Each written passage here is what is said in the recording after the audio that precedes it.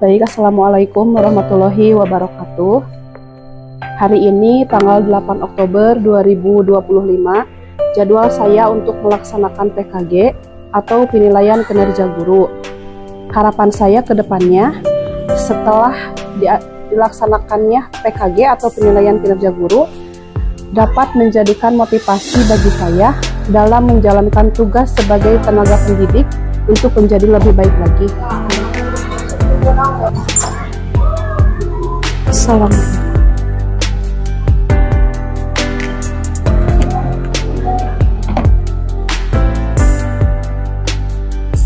Bu Ayu, hari ini bagian PKG. Oh ya, silakan Bu Ayu. Calik Bu. Damang Bu Ayu. Alhamdulillah. Alhamdulillah. Untuk pelaksanaan PKG Ibu Ayu sudah keluar dari bidang kurikulum ya? Ya, sudah. Hari ini tanggal berapa Bu hari ini? Tanggal 8 Oktober 2025. 8 Oktober 2025 ya. Tenang saja. Ya. Kita lebih kepada komunikasi. Siap. Ibu menjelaskan kepada saya apa yang selama ini bagian daripada pengetahuan Bu Ayu untuk tambahan dorongan dan dukungan MBC Kalagen supaya lebih baik dengan ilmu pengetahuan tentunya yang Ibu Ayu miliki. Ibu, kaitan pelaksanaan PKG ini mengacu kepada ketentuan bahwa seorang kepala sekolah harus mengetahui sejauh mana guru memahami kaitan dengan kompetensi dasar guru yang harus dimiliki. Ya, karena itu sebagai modal prasyarat mutlak dan syarat mutlak untuk menjadi seorang guru. Ya. Ada berapa? Kompetensi guru. Ada 4 Pak. Ada 4 ya. Ya. Yang pertama apa saja? Yang pertama ada kompetensi pedagogik. Yang kedua pedagogik ya. Pedagogik. Yang kedua ada kepribadian. Yang ketiga ada profesional. Dan yang keempat ada sosial. Kompetensi. Jadi syarat utama ketika kita siap menjadi seorang guru, minimal yang 4 kompetensi itu harus betul-betul ada dan melekat juga bagian daripada pengetahuan yang ada di dalam diri kita ya. Nah, kita melaksanakan seperti ini bahwa pelaksanaan PKG itu bagian daripada kompetensi manajerial seorang kepala sekolah. Tentunya pelaksanaan yang kita lakukan ini harus memiliki payung hukum ya. Memiliki payung hukum ataupun dasar hukum ataupun regulasi yang harus betul-betul tahu. Ibu Ayu tahu nggak pelaksanaan PKG itu regulasinya apa? Dari yang pertama ini Pak, ya. Dari Peraturan Menteri Pendidikan dan Kebudayaan atau Permendikbud nomor 28 tahun 2020 tentang PKG atau penilaian kinerja guru. Kapan Ibu tahu tentang itu? Tentang PKG udah lama atau baru-baru ini atau semenjak Ibu menjadi tenaga pengajar di sini? Udah lama? Udah lama pasti ya, karena memang PKG tidak dilaksanakan tahun ini kan, tiap tahun kita laksanakan.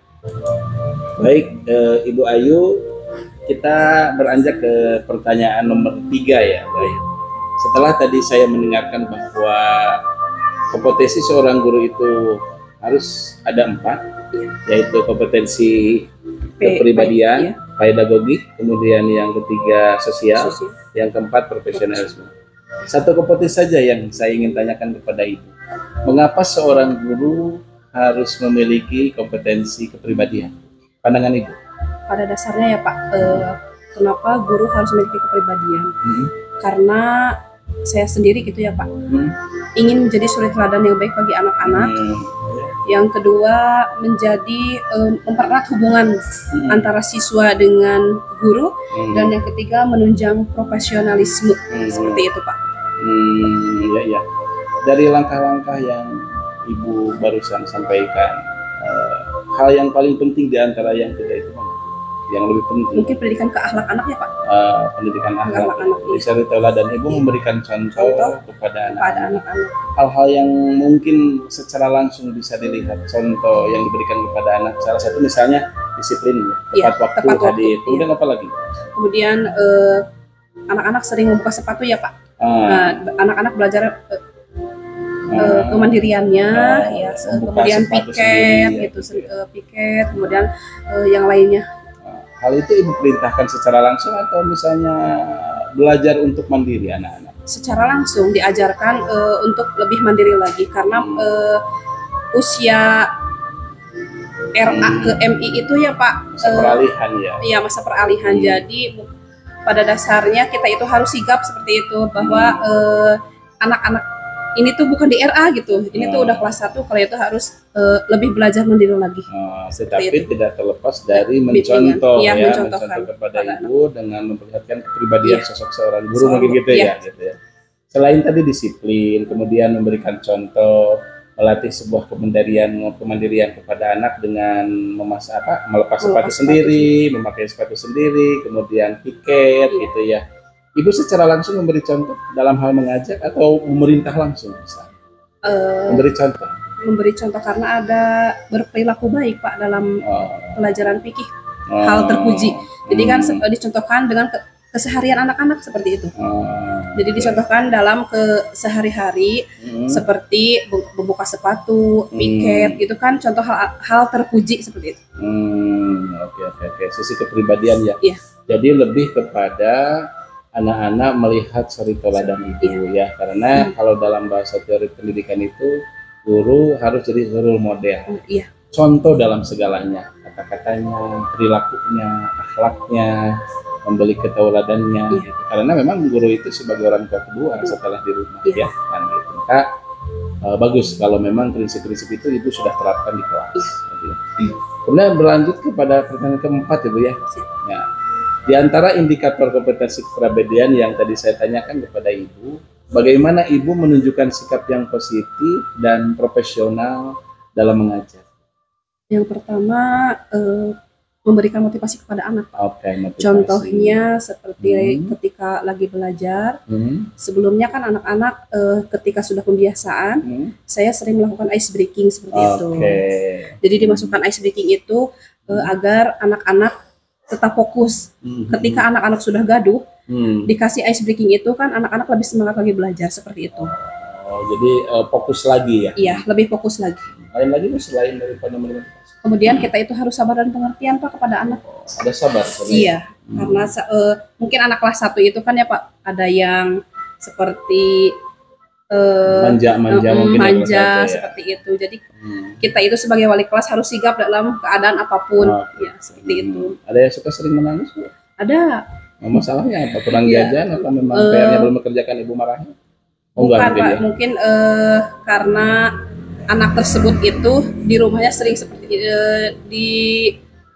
terbiasa dirangkul sama ibunya. Di sini kan disuruh untuk lebih mandiri lagi. Jadi mungkin anak tersebut tidak tidak biasa gitu. Jadi kebiasaan jelek di rumah manja itu ibu tidak dibiasakan juga di sini untuk bermanja-manja gitu ya, tapi dari tim mandiri. Selain yang dua tadi Bu, sikap positifnya apa Bu? Tadi kan motivasi Bu ya, memberi motivasi, kemudian memberi melaksanakan ice breaking, apa lagi Bu? Kemudian yang ketiga, bersikap positif dan selalu berkomunikasi Pak, baik dengan anak, orang tua, maupun dengan teman sejawat di sekolah. Sejauh ini komunikasi ibu sama orang tua gimana? Berjalan dengan baik? Setelah adanya paguyuban ya Pak, iya, saya komunikasi dengan pihak paguyuban itu alhamdulillah lancar seperti itu. Kemudian dengan anak-anak, insya Allah lancar di kelas seperti itu, dan teman-teman juga lancar seperti itu. Hal-hal yang seperti apa Ibu contohkan, bisa nggak komunikasi sama orang tua, hal apa? Seperti kemarin ya Pak, pas regulasi perubahan PTS dari tadinya kertas, kita kan terjun ke Google Form, digitalisasi. Nah dari situ saya selaku wali kelas harus bersigap gitu. Ketika ada yang susah masuk ataupun ketika ada yang mereka bilang susah, emailnya nggak ada gitu, kita kan harus sigap dalam keadaan apapun. Nah kemarin saya tutor dengan wali murid, salah satu wali murid seperti itu. Oh iya ya, jadi memberikan penjelasan tambahan. Kalau dipresentasikan Bu, berapa persen Ibu respon pengalihan pemberian soal kepada anak dari dari dulu memberikan tugas membeli buku buku tugas, tugas. anak-anak menulis, kemudian sekarang pengalihan ke digitalisasi, berapa persen berespon? Alhamdulillah untuk saat ini ya Pak, yang tahun ini semua juga mengikuti. Jadi 100% mengikuti gitu. Nah, salah satu dari bentuk sikap positif Ibu dengan pengalihan itu ketika ada wali murid yang bertanya, belum bertanya, Ibu terjun secara langsung. Karena kan Pak ada yang awam, ada yang sudah memang mereka di Gen Z-nya masing-masing gitu sudah tahu lah gitu ya Pak. Karena mereka menyekolahkan lebih tinggi dari sini mungkin gitu kakak-kakaknya. Nah yang sebagian mengapa karena tidak bisa menggunakan Google Form, sebagian orang tua ada yang awam dengan aplikasi tersebut. Maka dari itu saya sebagai wali kelas kemarin tutor pihak wali murid menelpon, saya tutor masuk link. Kemudian orang tua sekarang lebih mengerti gitu. Jadi itu sebagai wujud bentuk atau sikap positif Ibu ya kepada mereka, dan mereka responnya baik juga. Alhamdulillah, semua merespon dengan baik. Oke, gitu. Hal lain Bu, selain daripada pengalihan sistem digitalisasi madrasah dengan bentuk soal, ada nggak yang saat disampaikan atau dikomunikasikan terkait dengan sikap dan perilaku anak kepada orang tua? Ada Pak. Hal contohnya ketika di kelas gitu ya Pak, wali murid kan menanyakan ya bagaimana sikap anak saya misalnya. Saya komunikasikan dengan berbagai keadaan di kelas seperti itu. Artinya Ibu proaktif gitu ya sebagai bentuk positif, sikap positif Ibu di kelas. Kan terkadang ada yang surta kepada saya begini, orang tua itu, Pak, saya sebegitu susahnya kok menghubungi wali kelas gitu kan. Ya saya sampaikan mungkin Ibu sedang punya aktivitas lain atau kegiatan. Kalau Ibu orang tua suka komunikasi ke Ibu di jam-jam berapa ada? Sebelum berangkat sekolah ada, subuh. Jam-jam di rumah ada? Ya ada, asar juga ada. Ibu siap tapi siap, selalu terbuka. Ya. Nah, saya tertarik tadi Bu terkait dengan masalah tutorial Ibu secara langsung kepada mereka. Memang Ibu memberikan tutorial itu kalau dijumlahkan berapa orang yang memang kurang sebegitu paham mereka terhadap? Kemarin yang nelpon ada 2 orang Pak, 2 orang orang suka oncal itu susah masuknya katanya karena mungkin HP-nya Pak nggak memadai gitu. Jadi pas pakai HP yang sebelumnya yang kakaknya bagus katanya udah bisa masukkan link. Kemudian orang suka oncal ada lagi yang menanyakan, ini Bu soal yang 25 itu ditulis semua di buku. Berarti kan itu belum paham ya Pak, belum paham dengan aplikasi tersebut. Jadi saya harus melayani dengan semaksimal mungkin seperti itu. Ya. Dan pada akhirnya orang tua paham, alhamdulillah. Perubahan ini. Alhamdulillah. Oke Bu. Lanjut Bu, ada lagi selain yang tadi 3 disampaikan, berarti tadi perlu motivasi, kemudian yang kedua apa tadi itu? Ice breaking ya, ketika anak-anak sudah begitu semangat. Kemudian yang 3 pelayanan kepada orang tua. Ya. Ada lagi Bu selain itu? Berpenampilan rapi dan sopan. Mungkin. Keren itu ya. Jadi itu sebagai bentuk positif ya. Emang selama ini Bu, Ibu merasakan tidak berpenampilan? Itu kan salah satu upaya ya berpenampilan gitu ya. Dalam upaya peningkatan citra gitu ya. Citra dan image bahwa guru itu harus. Sebagai tambahan penjelasan dalam itu, terbuka dalam setiap masalah yang orang tua yang orang tua alami mungkin di anak-anak gitu ya Pak. Suka ada yang curhat, ini mah soalnya teh susah. Nah berarti kita harus memberikan penjelasan lagi di grup gitu Pak. Di WA grup seperti itu. Penjelasan. Tadi Ibu mengatakan ada hal terbuka. Maksudnya terbuka apakah curhat orang tua kepada Ibu masalah di keluarga apa masalah anak? Bukan masalah anak, ketika nilainya, kok Bu nilainya seperti ini. Nah, saya menjelaskan nilai ulangan, misalnya ulangan sehari-hari. Ulangannya di sini, terus anak-anak gimana di sekolahnya, anak saya gimana di sekolahnya. Apakah sering melawan atau sekarang sikapnya bagaimana? Seperti itu orang tua kepada saya. Dan Ibu siap melayani kapan selalu melayani. Ibu pulsanya nggak habis itu paketnya. Aman Pak. Oke. Bagus ya. Jadi ada 4 yang saya pahami ya terkait sikap positif Ibu dalam memberikan proses layanan pembelajaran kepada anak. Dari Ibu memberikan sebuah motivasi kepada anak. Yang kedua ice breaking ketika anak sudah seperti kelihatan baik itu melamun dan sebagainya. Kemudian yang ketiga, komunikasi terbuka dengan orang tua, memberikan pelayanan secara maksimal apa yang mereka tanyakan kepada ibu. Iya. Ya. Ibu suka lelah? Lelah ada ya Pak, cuman kita harus profesional. Oh gitu ya, profesional bahwa ini adalah bagian daripada pekerjaan amanah. Suami mendukung? Alhamdulillah mendukung. Terus suami tidak mempermasalahkan? Tidak. Ketika di rumah harus melayani apa yang jadi pertanyaan wali murid tidak? Tidak, aman-aman saja ya? Oke, alhamdulillah berjalan. Terus satu lagi ini terkait dengan masalah itu. Ada nggak yang suka curhat terkait dengan masalah di keluarga? Karena ini kan menyangkut sikap ibu ya, tadi ya, sikap ibu dalam memberikan proses pembelajaran, pelayanan kepada anak, hubungannya dengan kepribadian ibu. Nah, ketika hubungan komunikasi intens baik dengan orang tua, ada yang suka curhat tentang keluarga? Ada sebagian Pak. Ada sebagian. Tidak terlalu gitu, cuman sedikit gitu Pak. Karena itu memang diharapkan ada dampak kepada anak gitu. Karena ibu melihat ada dampak kepada orang tua, kepada pembelajaran anak? Bisa Pak, ketika orang tuanya bercerai, anak di kelas pasti antisipasi itu memotivasi. Ya, seperti itu. Oke, bagus Ibu, bisa dipahami pertanyaan. Jadi 4 poin ya dalam Ibu memberikan sikap yang positif terhadap kemajuan proses pembelajaran anak. Ibu dilanjutnya yang terakhir ya. Yang ke nomor 5. Mohon Ibu tunjukkan daftar hadir dalam menjalankan tugas pokok sebagai guru, serta sampaikan berapa beban jam mengajar per minggu Ibu, hingga kalau di total diperhitungkan dalam 1 tahun, hari efektif atau minggu efektif berapa? Dalam 1 tahun ya Pak, saya mengajar itu beban jam ngajarnya 32 jam per minggu. Iya. 1 minggu. Minggu efektifnya 36 dalam 1 tahun. Jadi total semuanya 1116. 1116 jam. Ibu dengan beban jam 1116 menganggap dalam diri Ibu itu beban atau amanah? Amanah Pak. Amanah yang harus dijalankan. Dengan konsekuensi banyak persoalan, tantangan ya Bu ya gitu. Cukup kok dengan waktu sekian untuk menyampaikan materi kepada anak dengan target beban yang sudah diamanahkan oleh lembaga? Alhamdulillah cukup Pak. Dianggap cukup. Tidak perlu ditambah? Tidak perlu. Jadi udah ya, 1116. Itu selalu terpikirkan oleh Ibu dengan beban jam seperti itu? Yakin Ibu dengan membaca, menulis, dan menghitung anak-anak bisa tuntas dalam kelas 1 dengan 1113 jam? Yakin Pak, karena anak-anak pada dasarnya Pak dari TK, ada juga kan kayak ke TK ya, dari RA gitu. Tapi anak-anak alhamdulillah untuk saat ini bacaannya udah lancar semua. Lancar. Ada yang nggak lancar itu beberapa orang gitu Pak. Itu juga yang nggak ke TK, yang ke RA. Oh begini dulu, saya ingat tuh.